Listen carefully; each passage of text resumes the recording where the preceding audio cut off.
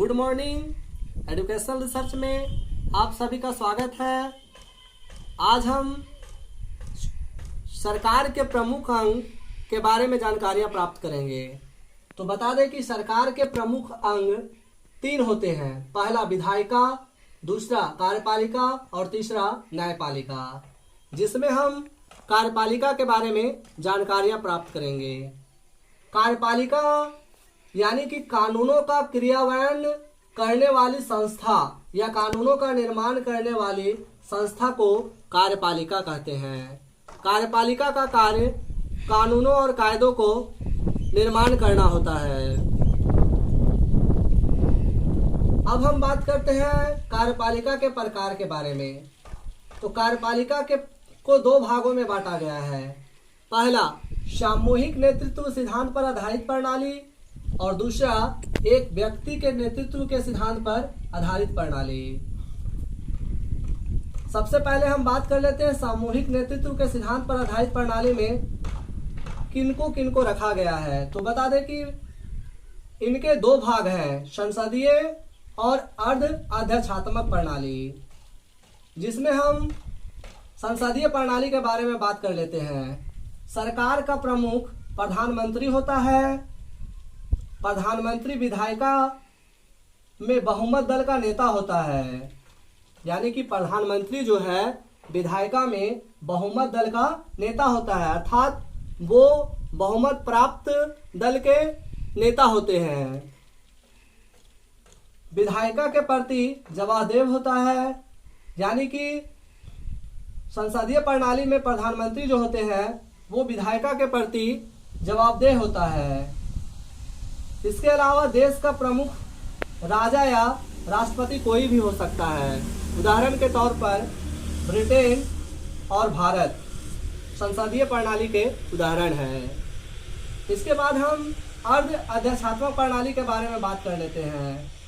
तो इसमें राष्ट्रपति देश का प्रमुख होता है, यानी देश का जो प्रमुख सरकार जो होता है वो राष्ट्रपति होता है।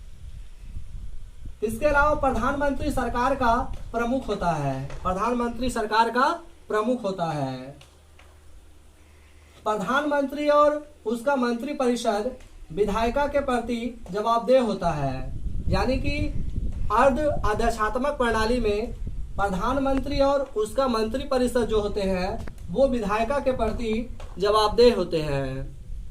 उदाहरण के तौर पर बता दें, श्रीलंका और फ्रांस में इस प्रकार की प्रणाली लागू है।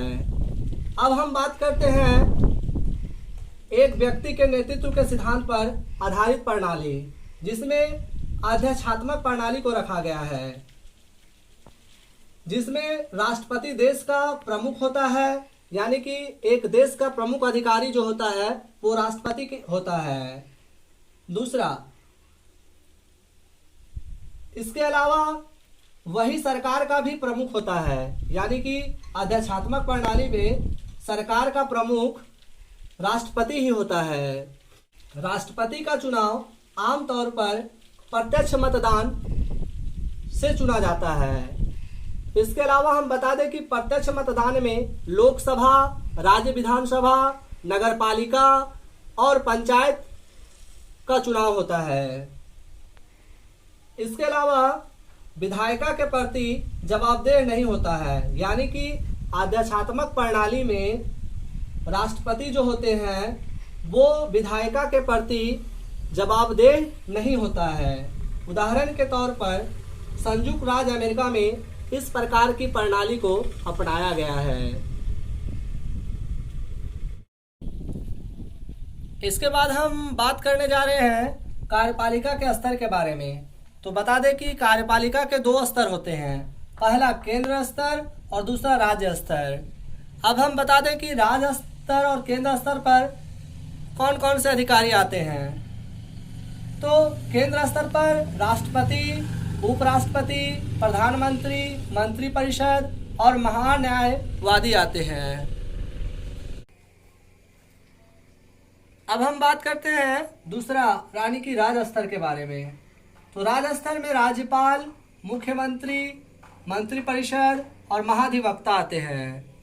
तो इस तरह से आज हम कार्यपालिका के बारे में जानकारियां प्राप्त किए और कार्यपालिका जो यानी कि सरकार के प्रमुख अंगों में से एक माना जाता है, जिसमें राष्ट्रपति, प्रधानमंत्री, सिविल सेवा आदि यानी कि कोई भी अधिकारी हो सकते हैं।